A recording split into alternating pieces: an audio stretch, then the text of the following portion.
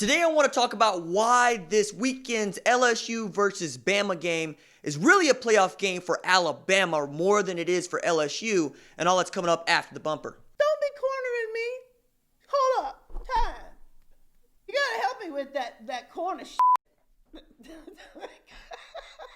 What's up, kinfolk? It's RJ Young. I'm not on a step mill. Consider hitting the like and subscribe button because I upload a video every single day. It's always OU related, college football related, sports related. We have a good time. And today, I want to talk about why this is a playoff game for Alabama, and if they do not win, they are not getting into the college football playoff despite that 1 year that we're going to talk about. And I laid these points out in more detail in my newsletter. Give it a shot. Sign up for it. There is a link in the description below where you can hit it, sign up, have an opportunity to win this OU lamp that is too far for me to reach right now. But if you check a video, you know what? I found it, and since the majority of this subscriber base is an Oklahoma fan, that's why it's an OU lamp, but you don't have to be an OU fan to have the lamp. And you certainly can give it away to someone else that, you might think wants it because, Christmas is coming up and maybe you want to troll your favorite Texas fan. I don't know. But look, there are a couple points I want to make here. And the first one is Alabama has been in every college football playoff that we've had, all 5 of them. And in 3 of those seasons, they've gone undefeated. So there's been no really conversation about whether or not they should be in because they play in a tough conference. If you go undefeated, I believe you should be in the college football playoff because count the number of undefeated teams that we have at the end of the regular season, and you'll see there usually are not enough undefeated teams to fill out all 4 spots, right? So that's one. But let's talk about the years in which the Tide had a loss, right? So Alabama gets in with a best win to date today of 6-3 against Texas A&M and 4-4 Duke and 4-5 Tennessee. I don't think so, right? They need this win against LSU. They need it because in years in which they have made the college football playoff, they've had 3 ranked opponent wins at the time of kickoff, right? So you would only have Texas A&M at this particular point, and you really need the LSU one, and then you would have to have either Auburn or the SEC title game. And if you beat LSU, you're going to get into the SEC title game. That's the thinking here. And we think that Alabama's good enough to beat Auburn. And Auburn is going to boost your resume because it has been ranked the whole time with losses to Florida and LSU.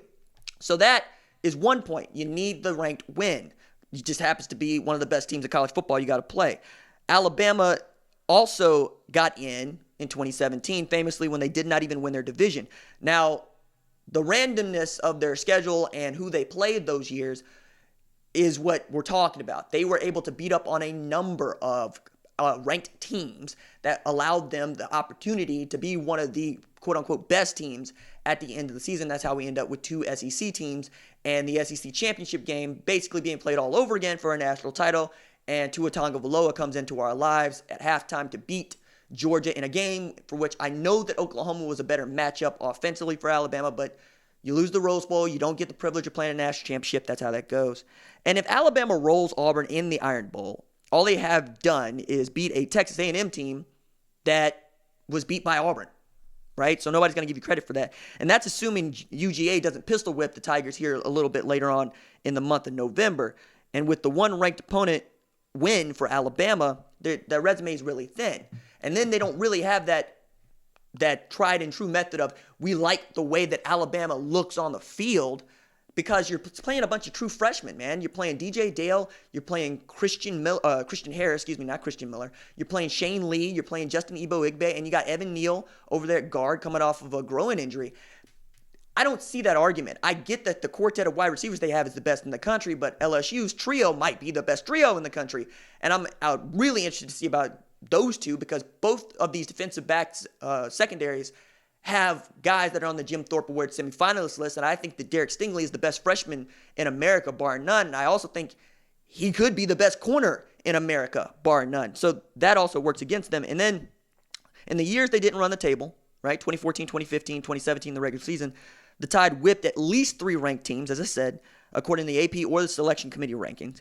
And that's what it's going to take this year. So if you lose to LSU, and you beat Auburn, and you don't play for the SEC championship, you're really going to try to throw up A&M, who could have 4 losses by the end of the season. This Auburn team that would have suffered wins to 3 top 10 teams, including Alabama, right? And then what? Not a whole lot, because the Tennessee game doesn't mean much for anybody because Tennessee sucks. If anything, Tennessee looked like they had an opportunity to win that game, and that doesn't help Alabama's argument. We also know you played New Mexico State, where we would have loved to see you play Ohio State, and you don't do that. Duke is not good. Duke has not been good for some time. They are 4-4. That doesn't help you. And you're going, hey, we play a tough conference schedule. Well, do you really? Because Georgia plays what I think is a tough conference schedule with LSU, and perhaps in the conference championship game, right, or Bama, and they've already had an opportunity to play Florida in the world's largest cocktail party, and they get an opportunity to go at Auburn's neck, and then everybody wants to gas up the Notre Dame win. I don't think the Notre Dame's a good football team, and I don't think they should be in the top 25, but I understand if you want to use that as a Georgia Bulldog fan to say, no. That Notre Dame team was supposed to be really good and supposed to be competing for college football playoff spot, and they returned a lot of the team that ended up making it into the semifinal, whether or not we deserve to see them in the de facto ACC championship game or not.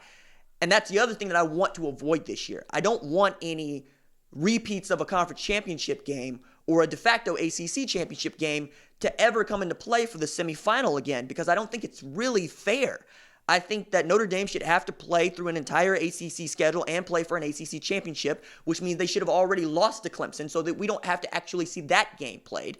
Because most people would have thought after the USC game, Notre Dame barely won 5-7 USC, that they didn't deserve to be in there, but they're undefeated, and I believe that undefeated teams should be in, right? So there's that. But it's also just the principle of, hey, man, Ohio State's really good. If they drop a loss, they don't win a conference championship, perhaps they shouldn't be in either. And if we're going to be able to do that at Ohio State, we damn sure ought to be able to do it at Alabama, who most people would tell you has played a weaker schedule than Ohio State. And I think Ohio State is, bar none, the best team in college football. I think that best team in college football can be beat, but I just don't see them getting beat by Big Ten competition, which is what they got left. Because I think they're going to roll up Penn State on November 23rd. I think they're going to roll up whomever comes out of the Big Ten West, whether it be Iowa, Wisconsin, or Minnesota. It's there for them, right? And I think that LSU, on the other hand, they lose to Alabama. They at least get to claim victories over Florida and Texas, two people wanted to gas up as a top 10 team. And I get that. I understand why you would want to do that. And they also get that Auburn win, which would help them. So if anything, LSU is looking like that 2017 Alabama team right now if they take a loss to Alabama. But everybody wants to see LSU beat Alabama outside of Alabama fans, because Ed Orgeron is having a season of seasons. He's never beaten Nick Saban. They were embarrassed last year 29-0 in Death Valley. And it's been some years since LSU has even got a W against Alabama. So I think this is going to mean a lot to LSU. And if they go into Tuscaloosa and they get a W, that ought to torch anything that we talk about Alabama, because they have the home field advantage of Bryant-Denny. So we'll see how this goes, but I wanted to get my thoughts out there, especially following my quote-unquote preview of LSU-Bama, where I picked LSU to win, and I told you why. All right, that's it for me. Deuces.